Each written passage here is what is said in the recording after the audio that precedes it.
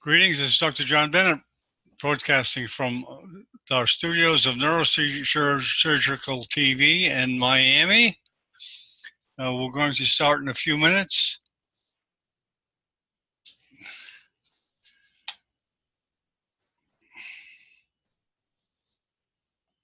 Hello? Hello?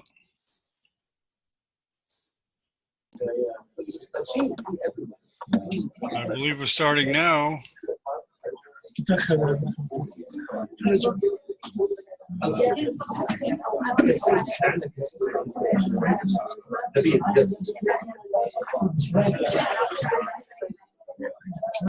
The topic is pituitary apoplexy. It's a multidisciplinary presentation. Dr. Abraham Sabeya will be lecturing as a neurosurgeon from Amman, Jordan. Right now the Tech Mossad is hooking up. Looks beautiful at Amman, Jordan. Looks like there's a Roman amphitheater there, which is apparently still being used.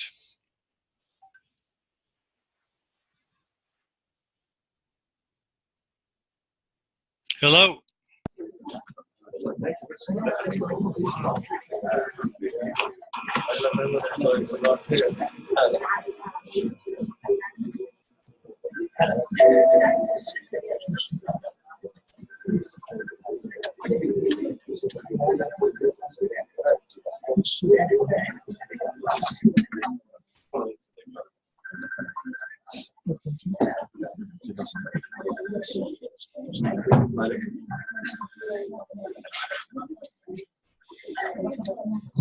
Hey, Assalamu alaikum, good morning.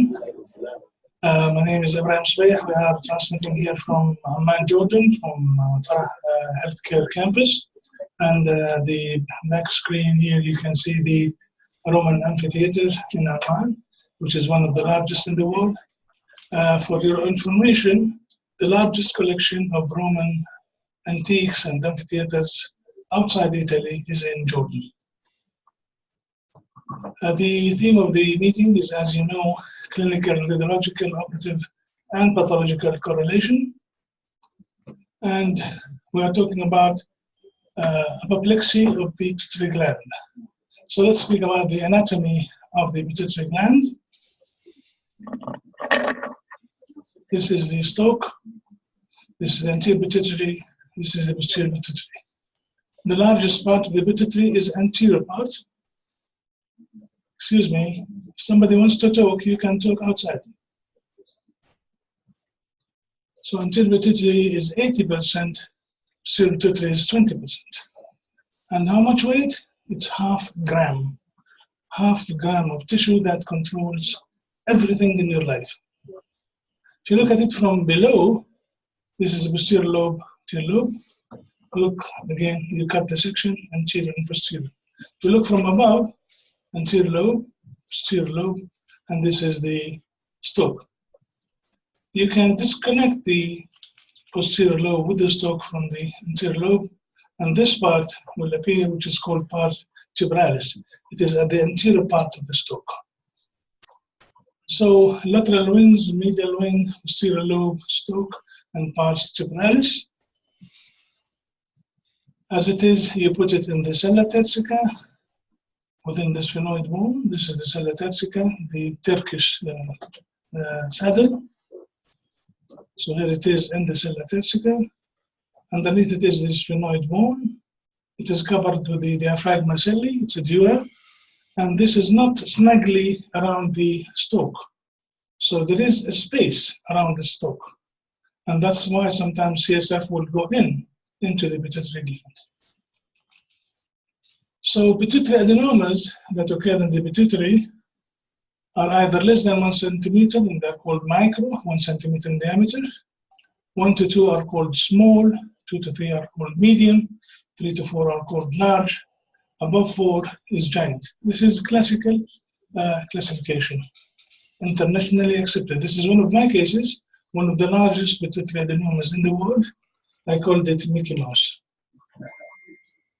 So this is the skull, anterior middle posterior fossa, In the middle, we have the sphenoid bone, sella tersica, close-up view, sella tersica, dorsum celli, tuberculum celli. Here is the cavernous sinus, dorsum celli, sella tersica. So when we go transnasally, transnasal, transfenoidal, we want to open this part of the bone so that we will get to the pituitary. Again, optic canal, dorsum celli. We want to open this part from anterior to get to the pituitary gland. Very important piece of anatomy here regarding the pituitary gland. Optic nerve, nerve chiasm, carotid artery, stalk going to the sella, covered by diaphragma celli, and so on.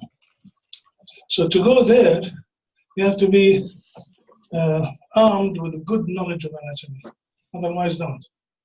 Relationship of the pituitary gland with the carotid artery, optic nerve, the sella, the pituitary inside the sella, covered with diaphragma celli, and the stalk. This is posterior communicating.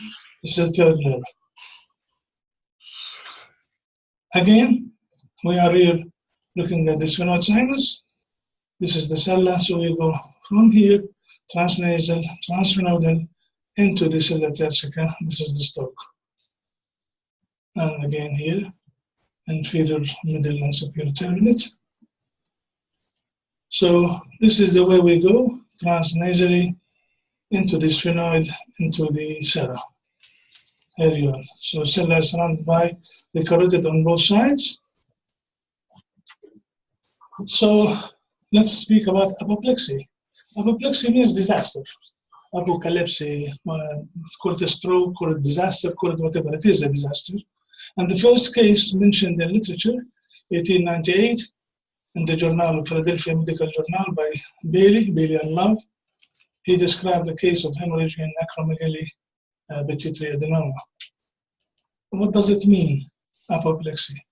Something happens in the cell, in the pituitary, that causes its infarction. So there is necrosis and infarction, or there is hemorrhagic infarction surrounded with some hemorrhage, or it is a pure hemorrhage. All three means apoplexy. So here it is. This is pure hemorrhage within the pituitary. This is infarcted pituitary. The same, they're called pituitary apoplexy. This is a very interesting paper. Apoplexy of pituitary adenomas, the perfect storm. It is the perfect storm.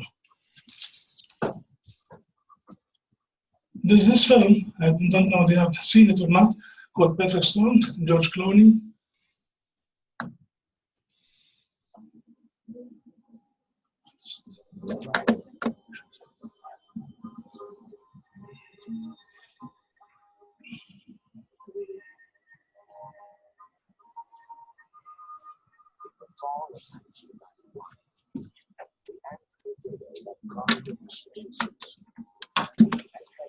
Fishing grounds and headed for the fishing grounds of the North Atlantic. 2 weeks later, an event took place that had never occurred in recorded history.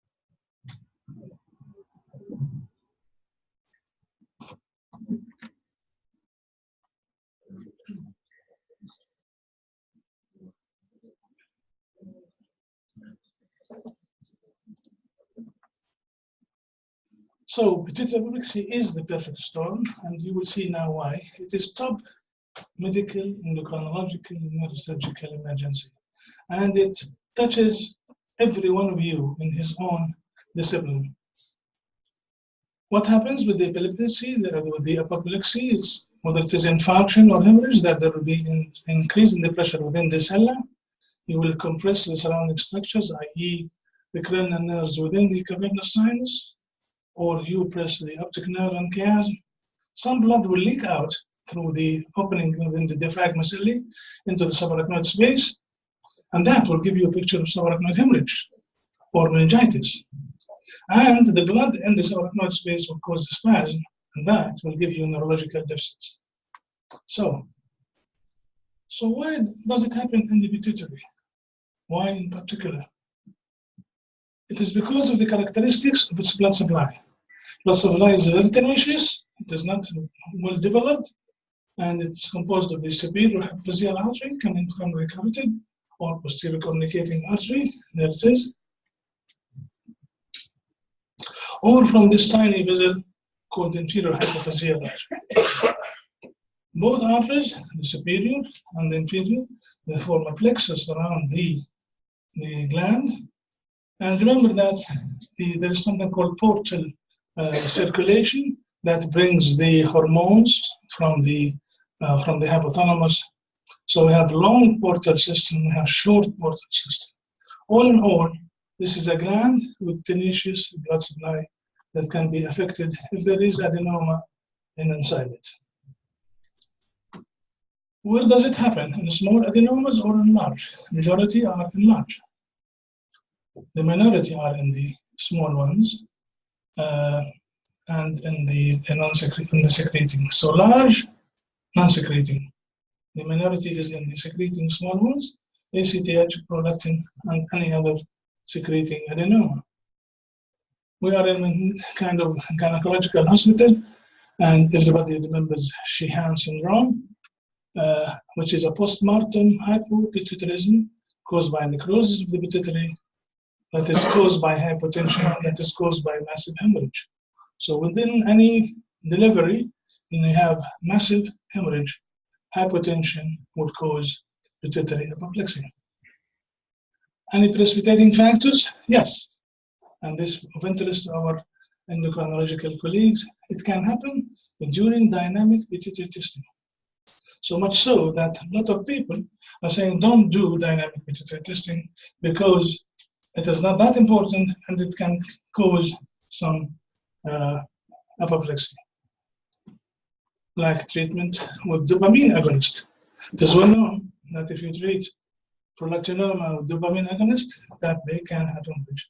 In fact, the largest number of pituitary apoplexy in small adenomas is within prolactinomas treated with dopamine. This is of interest to our angiographers, radiologists. Can happen during any angiography. Any surgery you do, post-surgery, any head injury, if you are taking anticoagulation, if you have a bleeding tendency, if you have diabetes, if you have arterial hypertension, all these are precipitating factors. One of the classic things, and I've seen Dr. Nassim coming in as a cardiologist, any case of this is called the classical case of open heart surgery, cappage, aortic aneurysm coming out, whether they are on the pump or off the pump, and they are unconscious, and people think that they have their stroke. Nobody would think about pituitary apoplexy. Any patient who comes out of theater unconscious with neurological deficit, think of pituitary apoplexy. Orthopedic surgeons, whether the shoulder, hip, or knee procedure, spine conditions, spine surgeries, and spinal anesthesia, that's of interest for the anesthetists. Laparoscopic surgery.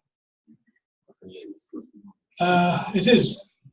So it's two types. Either it is clinical or it is subclinical. Clinical means symptomatic, and it occurs in how many of pituitary adenomas? 2 to 12%. This is a large number. In fact, in my days, it was 16, 20%. Now more of literature, so it's coming down to 2 to 12. This is a large number. And look at this. Diagnosis of pituitary adenomas was unknown at the time of the apoplexy in 80% of cases. Yani you are normal, and then suddenly you develop pituitary apoplexy. You did not know that you have a pituitary adenoma. Other type is the subclinical or asymptomatic, and this is much more than the clinical. It's 25% of all patients. They have some apoplexy, but it is asymptomatic. It was a small one. And age, including children, but frequently in this age group, and it is unfortunately male predominance. What does the CT MRI shows? Look at this. If you find a pituitary tumor, this will confirm the diagnosis in the absence of necrosis or hemorrhage. So CT MRI will tell you the diagnosis, regardless whether you have hemorrhage or necrosis. Just the having pituitary tumor clinches the diagnosis. What are the presentations? Frightening, severe headache in 80% of patients, sudden, severe thunderclap, retroorbital, bifrontal, and vomiting. Anybody develops severe headache, sudden, you think of subarachnoid hemorrhage. And sometimes it is, there's some subarachnoid blood. Sometimes there is meningism because of the irritation by the blood. Sometimes fever, and this is dangerous. That will take you to diagnosis of meningitis. They may develop ischemia due to cerebrovascular spasm. That will take the diagnosis of a stroke. Anosmia, facial pains, even CSF rhinorrhea. Altered level of consciousness, unconscious or semi-conscious. Hypotension and hyponatremia. Anybody normal? He falls unconscious and you find that he's hypotensive, hyponatremic, you will diagnose heart attack. Visual, you complain of visual. Blindness, visual field defects, and cranial nerve pulses. The commonest is the third nerve. Clinical examples, apoplexy and the third nerve palsy. Of course, that nerve palsy is painful and painless. Pupil sparing, people are not sparing. It's a long story. Case of mine, dilated pupil on the right side, some proptosis, and you cannot look medially. This eye is going well, this eye is not. So this is complete third nerve palsy, and it was a painful one. Another lady from Sudan with this. This is before treatment, and this is after treatment. And again, one of the patients wanted the sixth nerve palsy before and after. And patient may develop with endocrine deficiency, corticotrophic deficiency, inappropriate ADH, hypothyroidism, gonadotrophic deficiency. Any of the hormones may get deficient most of the time. So corticotrophic is very important. What happens with the apoplexy? The adenoma is destroyed or the adenoma remains, and you have to follow it up in any case. So, as I said, the differential diagnosis is frightening, and it touches every one of you in the emergency room, in the ward, in his practice. Subarachnoid hemorrhage, meningitis, stroke, migraine, severe headache, and some neurological deficit. Oh, this is migraine. I have to remind you, there was this very interesting study on subarachnoid hemorrhage with known people of aneurysms. 25% of them, they were diagnosed as migraine.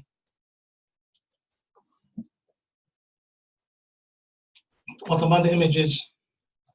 What does we see? What do we see in these apoplexy?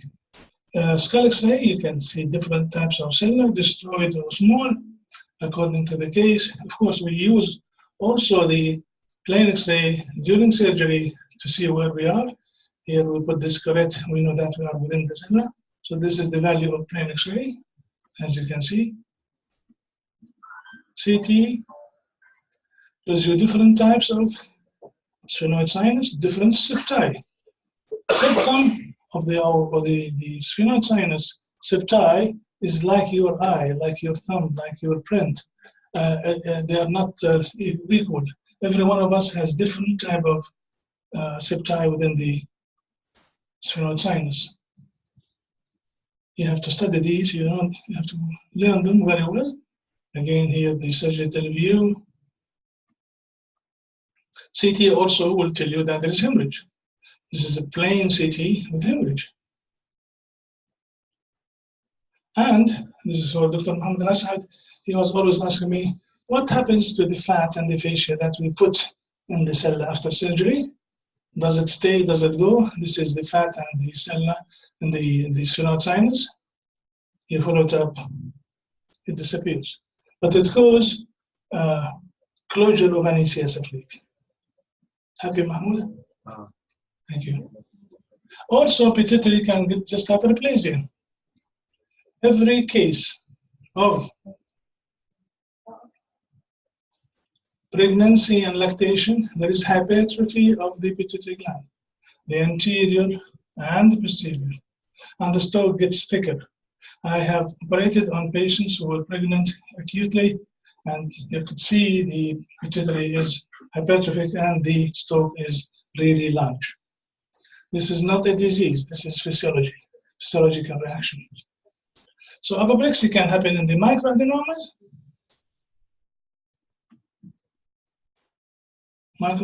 you can see the fluid level, or in large adenomas, or it can happen in the giant.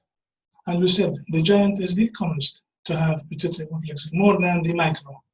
Giant, pituitary adenoma, and this young man, this is before surgery, this is after surgery. Another case of giant pituitary adenoma. I have one of the largest collection of the giant pituitary adenoma in the world. Again, before and after. And you come out? Yeah, what? What sort of a magnet do you have? Huge. Also, you can see on the images that the patient has hydrocephalus, especially with these giant adenomas. This is a patient from Sudan with this giant adenomas presenting with hydrocephalus. There is something called imaging classification, KNOSP. KNOSP is a friend of mine. He's from Austria. He is the chairman of the European Association, and he came up with this classification for pituitary adenomas. He said, well, this is the pituitary gland, this is the cavernous sinus, this is the carotid within the cavernous sinus, this is the carotid in the subarachnoid space. So we draw a line like this, the medial tangent of the carotid. We draw a line like this in the outer tangent of the carotid, and we see whether the adenoma crosses this line. If it comes here, this is not invasion of the cavernous sinus. If it comes to 1, 2, or 3, or 4, this is definite invasion of the cavernous sinus, and we start speaking about pituitary adenoma, which is invasive. So this is basically it. And more modification is that we see how much of the circumference of the carotid is surrounded by the tumor. Examples? Adenoma, is it invading? No, it is stopping here. So it's not invading. This one? Yes, it is. This one, definite. This one, definite, same. And this one is definite. So KNOSP classification from Austria. Examples, pituitary adenoma, this is normal gland, this is the adenoma surrounding the pituitary. Different examples for you to see that you can really tell whether it was invading or not invading the cavernous sinus. It is not just coming or pressing the cavernous sinus that sometimes we read in the report. It has to be specific. Invading or not invading.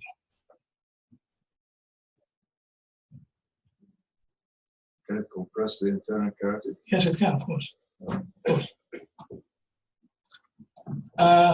And there is a new paper, this is for our radiologist, that the diffusion weighted can tell sometimes, if you are not sure there is hemorrhage, diffusion weighted can tell you a variable measure. And also you have to remember that there's something called incidental adenomas, and this is very high. 23% of all autopsies, they have incidental adenoma, like this one. You may have double adenomas, and this is very rare. Angiography would tell you this is anterior cerebral being arched around. This is anterior cerebral which is missing. This is important. There is a good association between pituitary adenoma and vascular lesions like aneurysms and AVMs and what have you. I've seen Dr. Farid coming in. Yes. Is it true? Yeah. Sometimes you'll be having the unpleasant surprise of finding an aneurysm like this, basilar aneurysm. And the important relationship with the adenoma and the carotids. Of course, this is the adenoma, this is the carotid. That's, you are inside the cavernous sinus. See how close the relationship. This is the paraclival carotid. This is the cavernous carotid. We incise here, and if you just go laterally, you may injure the carotid. Did it happen? Yes. Everywhere? It happened in Jordan in many hospitals. Where is the cavernous sinus here? Is here. This is the carotid within the cavernous sinus. This is cadaveric specimen. So we have removed things around it so that we can see it. And you have to look for the so-called kissing carotids. Carotids that coming very close. Now this is considered as contraindication to go for pituitary adenoma.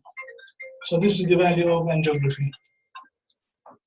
How do we manage pituitary apoplexy? Surgery or conservative? People differ. Some people say surgery for all patients across the board.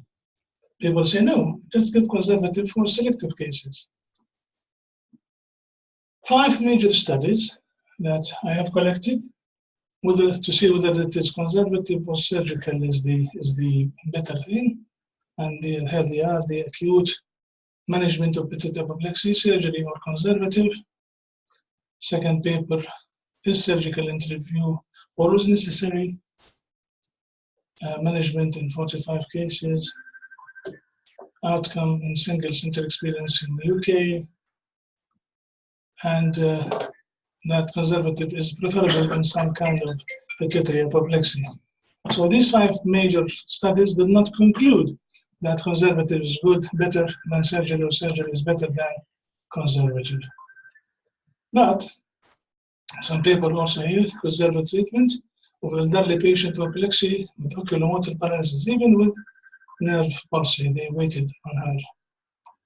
Conservative if the patient is conscious with no visual symptoms. You give corticoids because it is life-saving. And then you can go through the surgery, and that is the approaches. I'll call upon Dr. Mohammed Asad to tell us about the different approaches.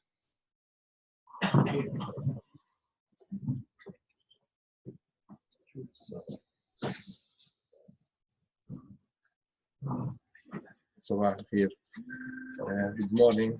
I'm Dr. Mahmoud Al-Asad, ENT consultant.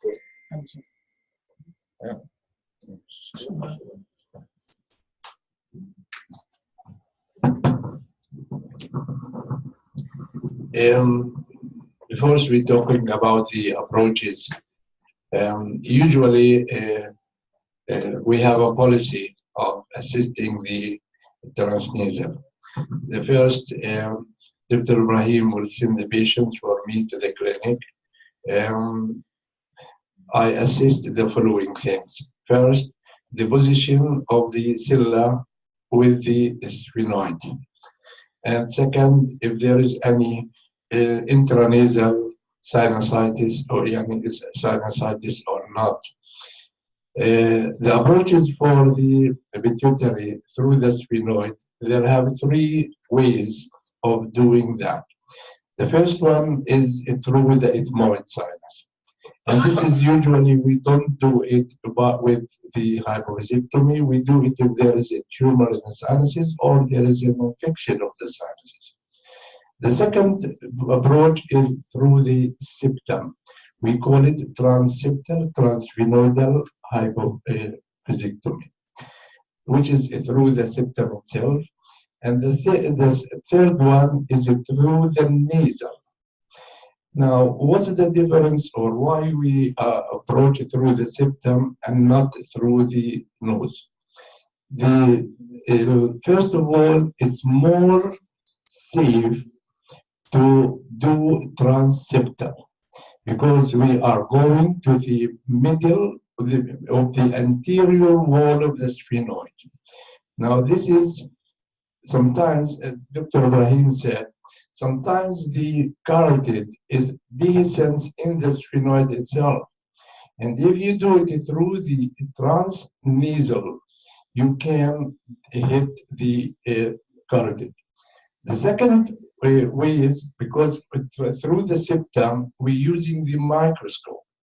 And when we use the microscope, we have two hands free to do. And different than transnasal, we use the stethoscope. The third one, which nobody take attention to that, is when we do it through the septum, we are leaving the mucosa of the septum in both sides intact. And that we reach the sphenoid, we reach the pituitary without making any connection with the nasal cavity. And this is important for the post-operative infection. And the only way, the only contraindication, or okay, we can't do it through the microscope if the cella is higher up. Can we have, where is Ahmad? بدي CT.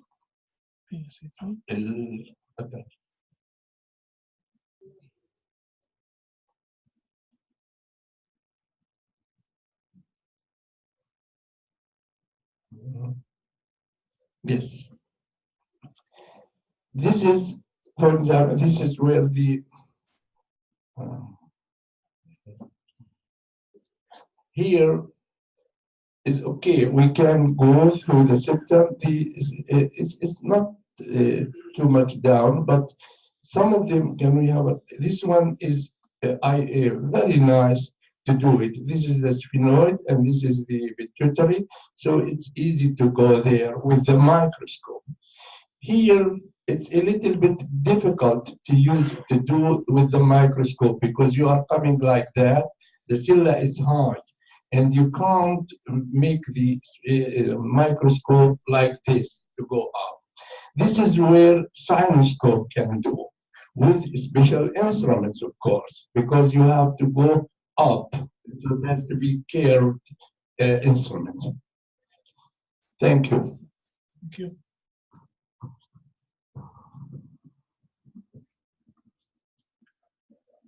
So different approaches to reach to the cella tersica, transethmoidal, sphenoidal, transnasal, through the septum or through the nose itself. And this is what Dr. Hamdan Asad have said.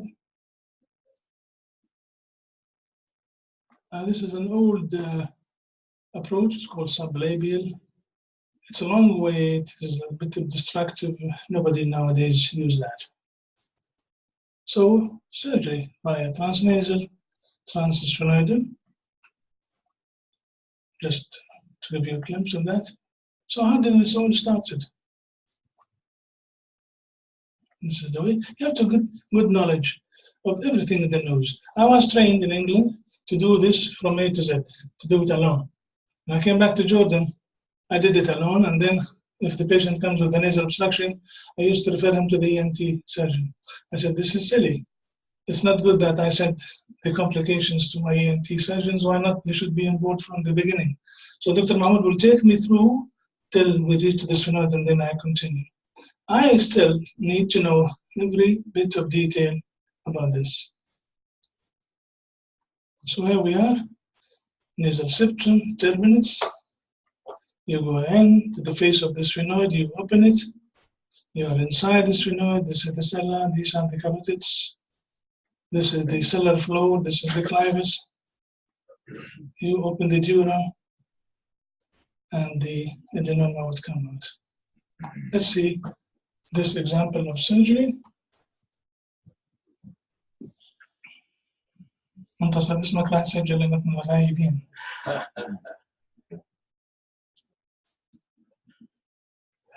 So here we are, transnasal. We are on the left side. This is the right. This is the left. Dr. Mahmoud had taking me through the nose. I'm now at the sphenoid. I'm removing the mucosa of the sphenoid. I'll go through steps like this.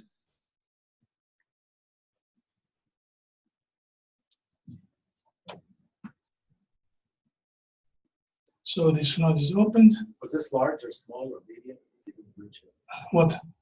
The adenoma? Humor. It's a micro. So I am inside the sphenoid, and you can see the cells. Is that the carotid? The carotid doesn't appear. It is covered in the bone or covered with mucosa, but sometimes it is just underneath the mucosa. What's that? So here we are at the face of the gland. I'm removing the mucosa.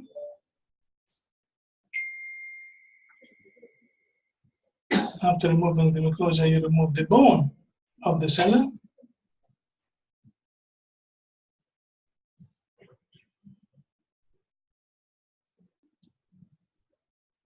So I'm starting to remove the bone of the cella. And you can see the bluish color of the dura surrounding the pituitary gland, the pituitary dura. So we continue removing the bone.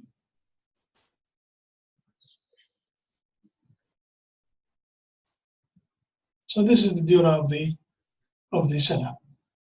So the carotid should be here, and the carotid should be here. And now we cauterize this dura, and then open it, and you can see the blood is coming out. Of course, for the beginner, it's very frightening. The first case of adenoma apoplexy I've done was frightened. I thought I've opened the carotid.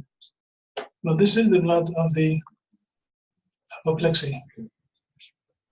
This was done as an emergency because this patient, and then we continue removing the rest of the adenoma. It's a microadenoma, yes. لا دم بس دم. CSF is not there. CSF does not reach inside the cell. Here we do the hemostasis, and then we do the packing. We put fat and fascia, Surgicel, and etc. So that's what I showed you. That will disappear later on. This is called gasket. You remove the whole pituitary? Not necessarily, no. We remove the adenoma and leave the normal tissue. It was a neurological deficit, visual and cranial nerves. So, what is the story of the transnasal? Did we discover it? No. The pharaohs did. Let me take you through this historical journey. We are in Luxor in Egypt on the 25th of November 1922. This is called Howard Carter. He's Egyptologist, specialized in digging for artifacts in Egypt. This is the mayor of Luxor. We are at the Luxor train station, and this is Lord Carnarvon and his daughter. This man finances this man to find some artifacts. He paid all his money, and he was, very upset about Carter not finding anything. So I said, this is the last time. Either you find something or we quit. Carter phoned him, I found something, come over. So this is Carter, he found something, he found the gate to this place, he kept until his mentor comes, which is Lord Carnarvon. They destroy the wall, they go inside, and they found these treasures. Lots of treasures. And they found these writings about death and life and so on. And these are the gold he discovered. He said, I've seen the glittering of gold, thousands of years old, through the dust, which is thousands of years old. So this was Tutankhamun. And he found those jars that contain the internal organs. The Egyptians used to do the mummification by opening the abdomen, usually from the side. They will take all the organs and put each in one pot, the kidneys, the liver, the intestine, so that when the dead comes back, he collects these things and then walk through. What about the brain? He found a pot with a brain in it. Okay, they found these from here, they took the lung and the heart, but what about the brain? How did they go there? It seems that the pharaohs knew that if you go through the transnasal into the sphenoid, put something there, you can suck the brain out. So the first transnasal knowledge and approach was done by pharaohs 5,000 years ago. So this is the head of Tutankhamun, and they have done CT scan on it. It's empty. There is resin in it. So they have emptied the brain. So from then, what happens? Schaeffler, 1907, Hirsch, 1910, started doing transference. They thought about it, started doing it. The two main people in neurosurgery are Cushing and Dandy, both in Harvard Medical School, and Harvey did his first transphenoidal in 1909. This is him in Harvard, Boston. This is Harvard, Boston. This is how he was to operate. People were observing the surgery, just like that. You just put this thing on your nose and go in, and look at the lights, table lamp. And he was a meticulous man. He used to come out from theater and write his findings and drawings. And I'm gonna have to stop and tell you this. I had a patient about a month ago who had brain tumor, and then she gave me history that she had some ovarian tumor. What did you have the surgery? Here, with the, in this hospital. So I asked for her folders. Indeed, they came back. She had her surgery back in 1993. And Dr. Kilani wrote a very detailed description of the surgery and his findings. This is very important. How many of us would write these meticulous notes? I know few under this saying who do this. So he was a meticulous surgeon, doing his rounds and studies and lectures. And he was a family man. He had 5 children. And look who were his friends. Pavlov test, everybody knows. Horsley, the bone wax, and Kocher, famous people. They were his friends. So how many cases he did? 339. Imagine this is the beginning of last century. And then 1925, he said, no more, I'm not going to do the transnasal. So the whole world forgot about it. One of his students is Norman Dott. He's a British man who came to train with him. There's Norman Dott, the giant man. It happens that Norman Dott, who was the pupil of this man, he was the mentor of this man, David Utley, who was my mentor. So I'm proud that this man who taught me the transnasal was the student of Norman Dott. But this is how life is. It's a thought machine. So Norman Dott did 120 patients. So what did he say? I learned from Cushing by watching his face and hands. Mafish la microscope, nothing. You just stand and look. So by watching his face and hands and by absorbing his casual remarks, what did he tell me? You learned it, do not teach it to anyone else. It was a treasure. And then came Gerard Goyer from France also. He revived transphenoidal, which died when Cushing decided that to stop. And he introduced the intensifier on fluoroscopy. So Goyer is the one who revived the transnasal. And then came Jules Hardy from Montreal, Canada, very famous man, who introduced the microscope into the surgery. And he, 1968, he coined the term microadenoma. Nobody knew about microadenoma. He said, there is microadenoma.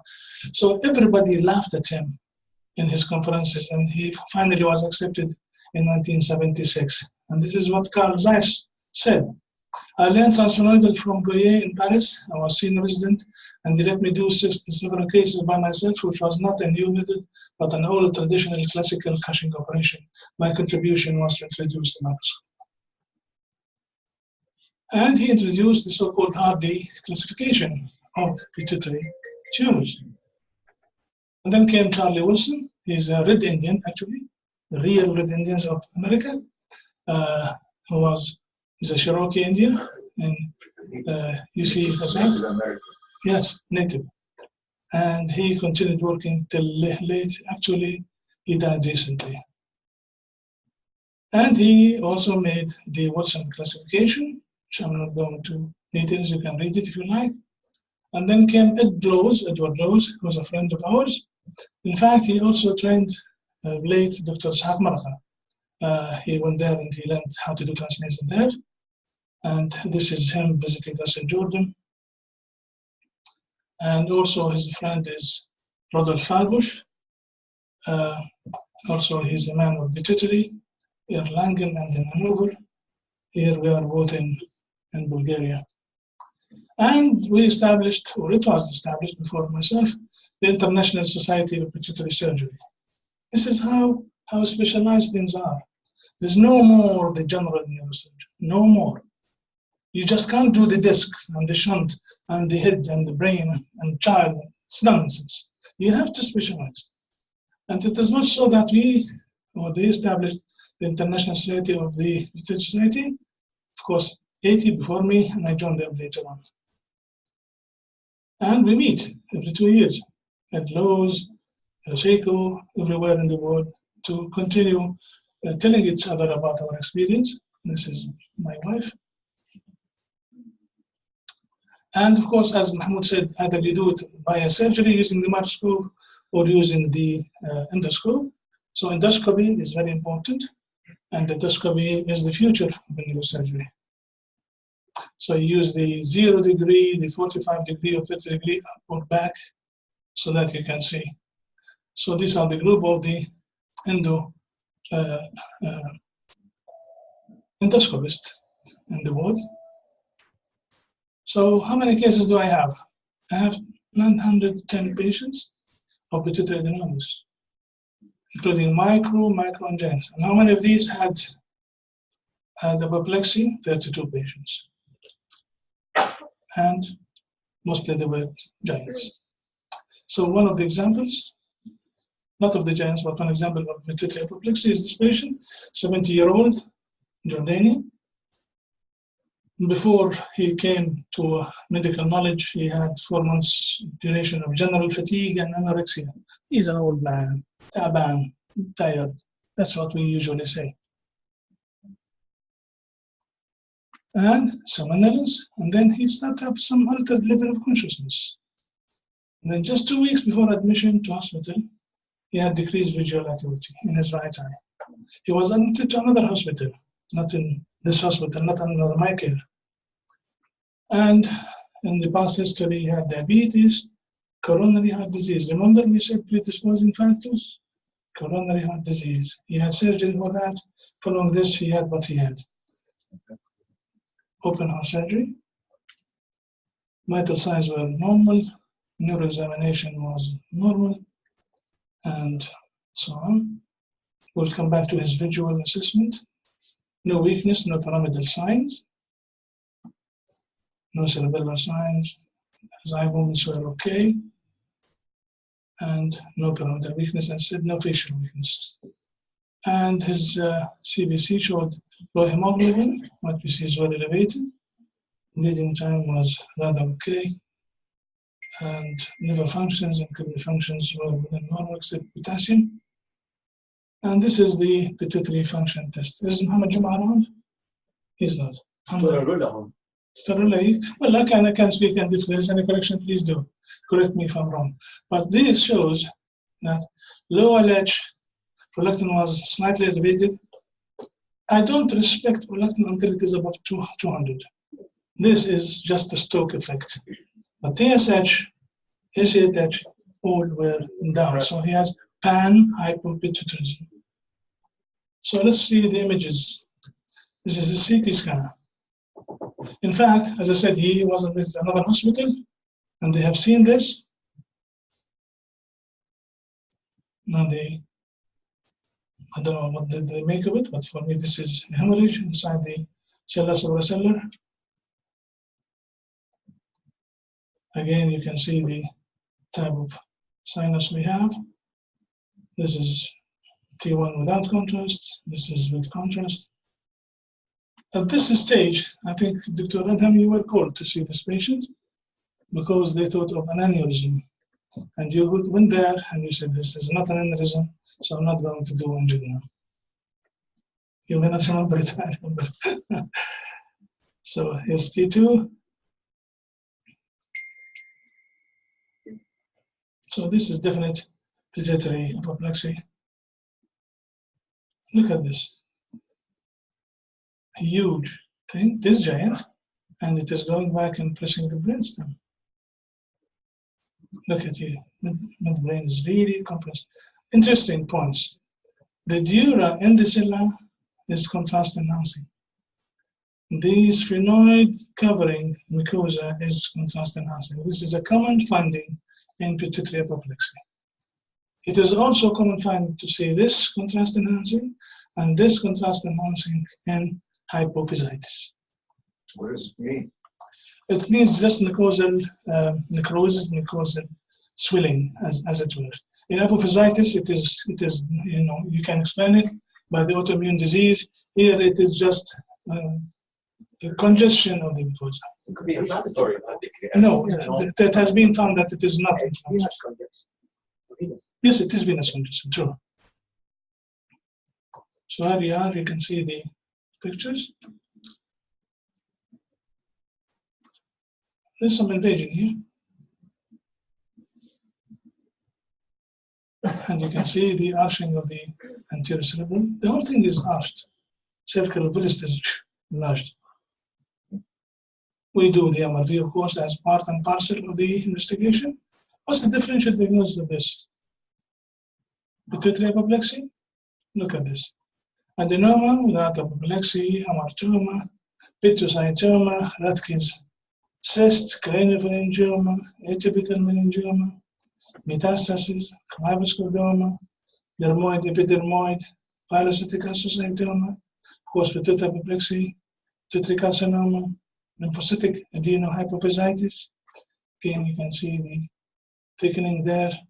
Craniopharyngiomas, Langerhans cell histiocytosis, they love the hypothalamus pituitary axis. Germinomas, histosarcoma, hypothalamic hamartoma. These are all my cases. They are not cases from internet or from books. I don't do that. These are my actual cases. Teratoma, chordoma, arachnoid, pituitoma, which is tumor of the posterior pituitary, pituitoma, aneurysm, plasmacytoma, lymphoma, chordoma. So it's a very wide variety. Why should we bother about this? You should. You must make the mental exercise of what that is so that you plan your actions. Consultations. To say that.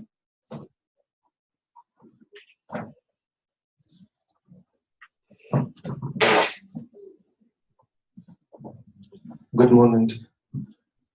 This is a typical case of chiasmal compression where we have this decreased visual acuity, decreased color vision, afferent pupillary defect when there is asymmetric involvement of right and left.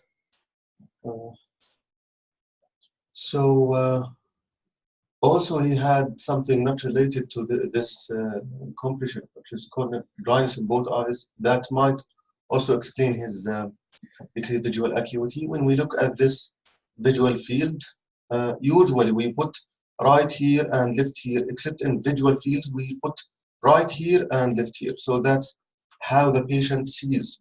So this is his right eye. He does not see out of his temporal field, and also this is extending to the nasal field as well. So there is more involvement on the left side. So this is the visual field analysis, the gray scale and the pattern deviation, which is important. And this is almost how the patient sees. He does not see out of here and there. This is analysis of the optic nerve head, and by this we analyzed the nerve fiber layer thickness. We found that there is thinning of the nerve fiber layer more in the left eye. And this is evaluation of the ganglion cell complex, the origin of the nerve fiber layer or the origin of the optic nerve. So there is some sort of involvement more in the left eye. And this is a typical case of chiasmal compression. Chiasmal compression or pituitary apoplexy could involve both systems, motor and sensor. Dr. Mohammed Juma, as endocrinologist, saw the patient, and this is his notes. We always put it so that if he denies anything, we say, here it is. It's apoplexy, it's hypopet, we need urgent surgery. In fact, he came to me about 4 weeks after he was admitted to the other hospital. So started treating him with cortisone. Cardiologist Dr. Ayman Hamoud, I've seen him. Of course, history of open heart. All this happened after his open heart. Remind you, again, that sometimes surgery, any surgery can be followed by pituitary apoplexy. It's very important. But he declared him fit for surgery and anesthesia also, Dr. Maria Babne. Of course, we learned from Dr. Mahmoud Hassan how to reach that, and he said no contraindications. So Mahmoud will take me through the nose until we reach to the sphenoid sinus, and then I continue. It's a teamwork because I can do it alone, he can do it alone, but together we can give the patient the best approach. The detailed consent form that we do for all patients, I'm gonna dwell on that. And this is the position of the patient. We use the C-arm to confirm where we are. Head is tilted like this. You can tilt it the way you like here. We are going through the left side of the nose, which is Dr. Mahmoud prefers usually to go through the left side. Let's see the surgery. You will see this one is different from the first one. The first one was acute, so the blood was still fluid. This was 4 weeks later, the blood was organized. Again, I'm not going to show you the whole surgery. This is the right nostril, this is the left nostril. And you can see that we are not getting the fluid, we are getting clots, as it were. Just to show you the difference between this one and the other one. But still, you can see now the black of the blood. Usually there are adhesions, it is tough, it's not suckable.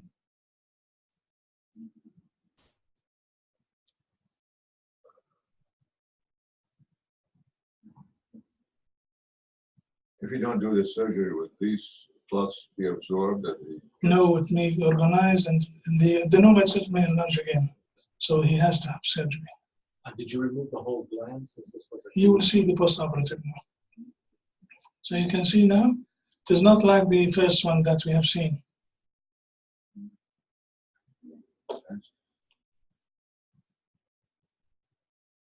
Hemostasis, hypothergical, fascia, the gasket bone inside the cella.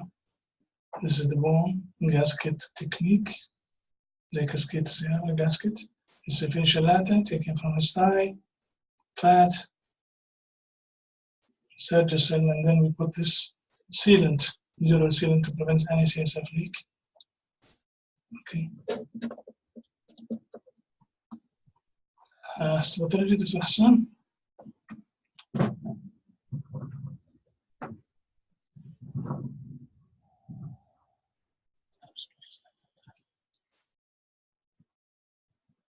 Okay, can I do that? Yeah, this is a low power. You can see there may be some hemorrhage, but most of the tissue that we see is what we call infarcted or coagulative necrosis. And even at this power, you can see that there is aggregation of the cells that are necrotic. Next one. This is a higher power view just to show you the aggregated cells. And all of these are necrotic cells. You do not recognize the nuclei or the histologic features. It's all infarcted tissue. The same thing here, you can see all these aggregates of tumor cells. Okay, at this power, we try to see if this is, try to decide if we are dealing with infarcted normal pituitary or if this is a tumor. Now, when you see a lot of cells like this aggregated, this is indicative that we are dealing with an adenoma, because usually in normal pituitary tissue, the cells will form very small nests. And the best way to identify it as a tumor is to do reticulin stain. Can I have the next one? This is just higher power. Next one. Okay, this is a reticulin stain, and you can see that the tumor has what we call expansile growth pattern. These are the reticulin fibers, and these are the tumor cells in between. Another one. The same thing here. You can see that the tumor cells are forming large nests surrounded by reticulin fibers. This is gone.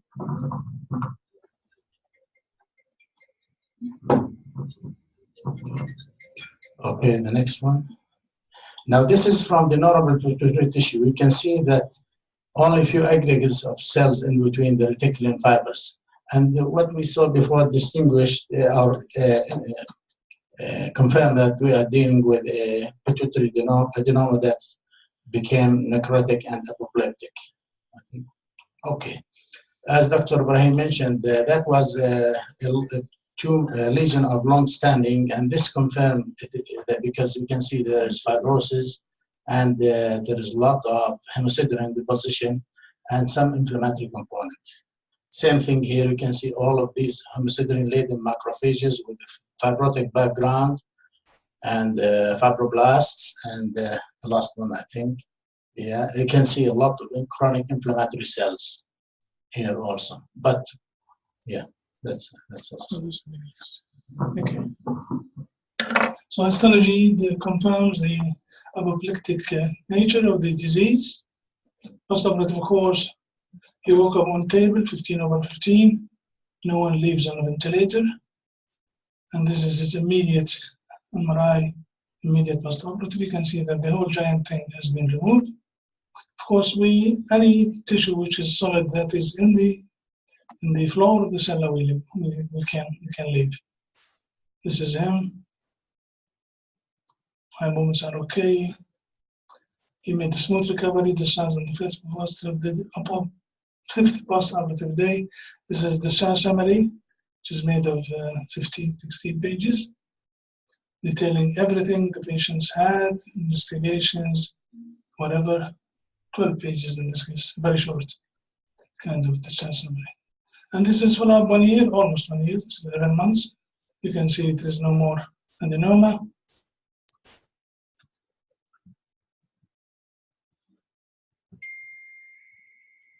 What's the risk of recurrence? Recurrence in this case is about 5%.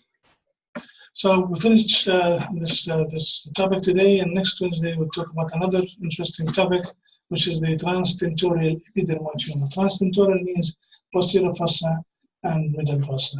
We close. We have the discussion. If any questions or comments, please.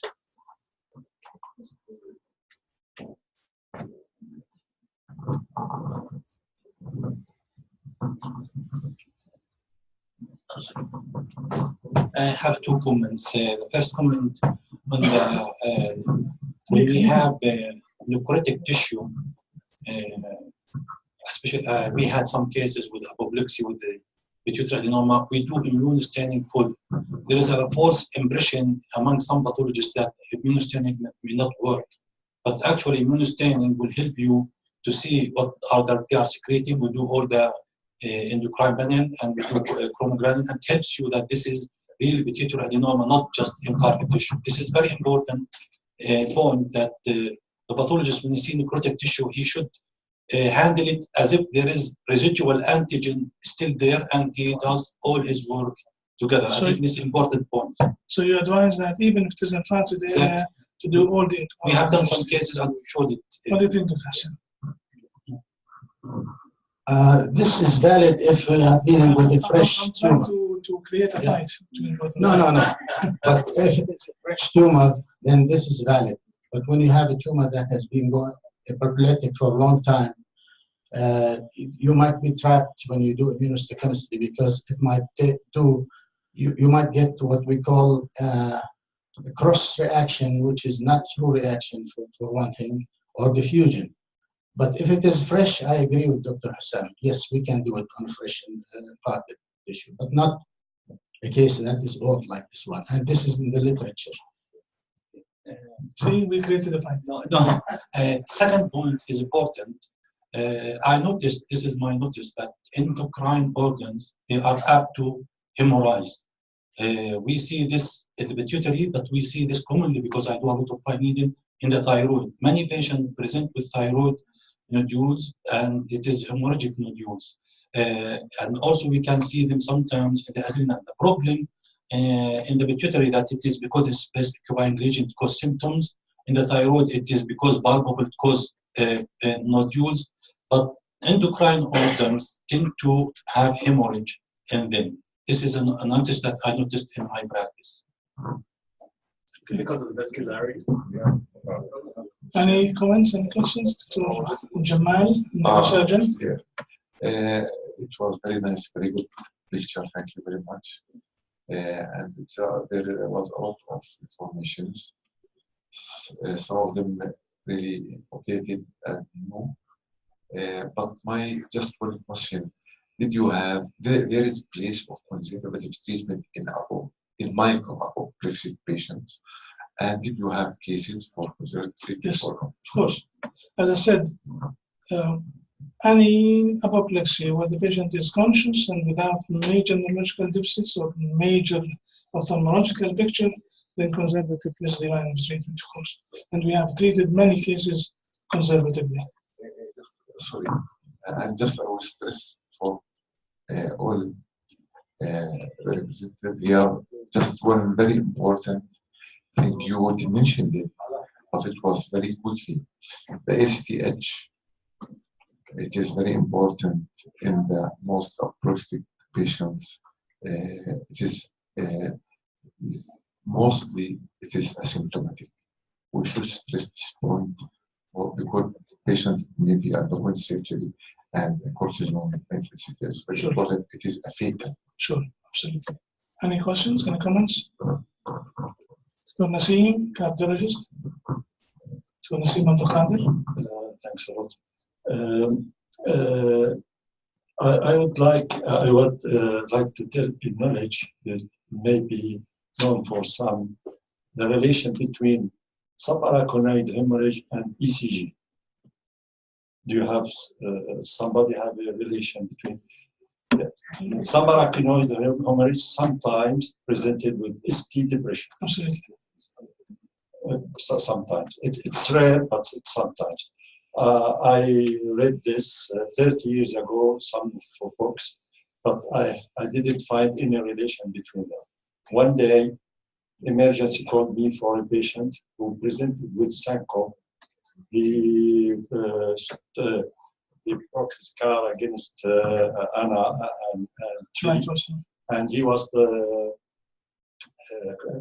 fully conscious at the emergency with ST depression. We thought it's cardiac. Sure. And I took him to CCU, and I started aspirin, clopidogrel, and anticoagulation.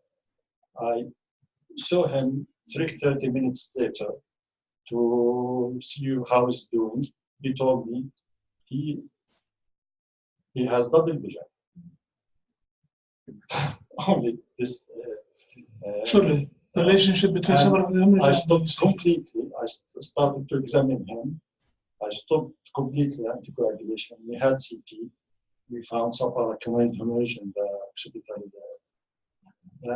It's very important for the young genius. Sure. It's very important to. Sure. Thank you. Any other questions? Dr. Tamlin, radiologist. It's very important if you suspect apoplexy to do diffusion and to do gradient echo, because sometimes in acute stage, T1 weighted is normal. If you do gradient echo, there is a blooming artifact which indicate a hyperacute blood. Also, in some cases, where you suspect also apoplexy, and you see there's bright in T1 and T2 weighted, it might be proteinaceous material. It's not an hemorrhage. So if you do gradient echo, you see there is no any blooming artifact. So gradient echo and diffusion. Diffusion to pick up an infarction. Dr. Farid Al-Adham, interventional radiologist and the neuroradiologist. Thank you. I think a relationship between pituitary and adjacent carotid is very interesting because it comes in so many different ways. For the endocrinologist, it's probably patient will present with hypopituitarism.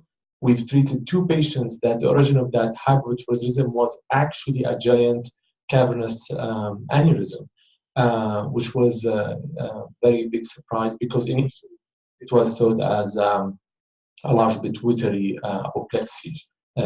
So I think the radiologist in these cases is of utmost importance, and actually it could be a fatal distinction.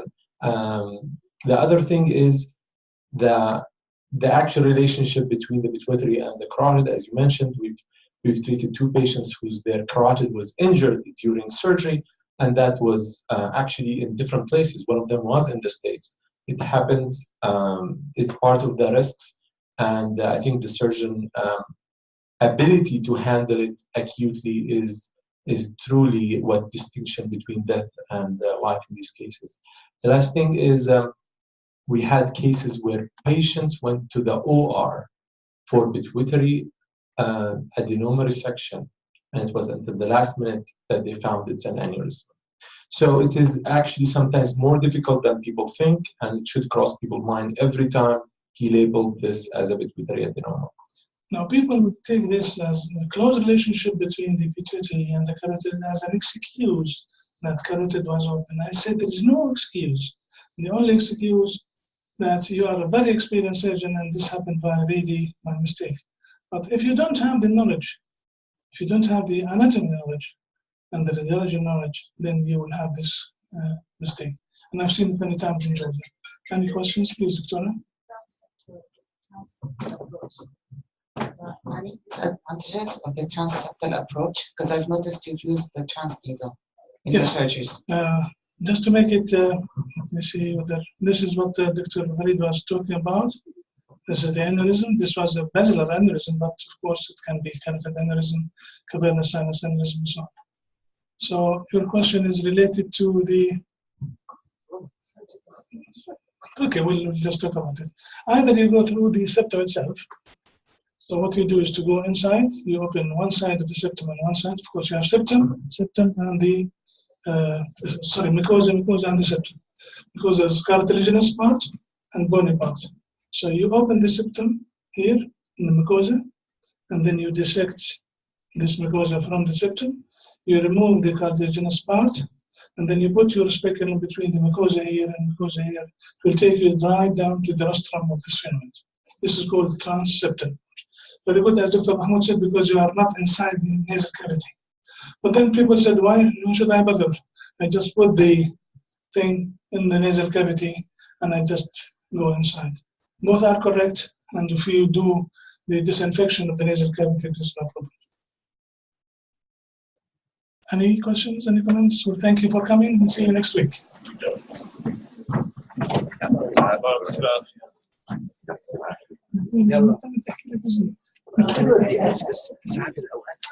يلا سلام حبيبي.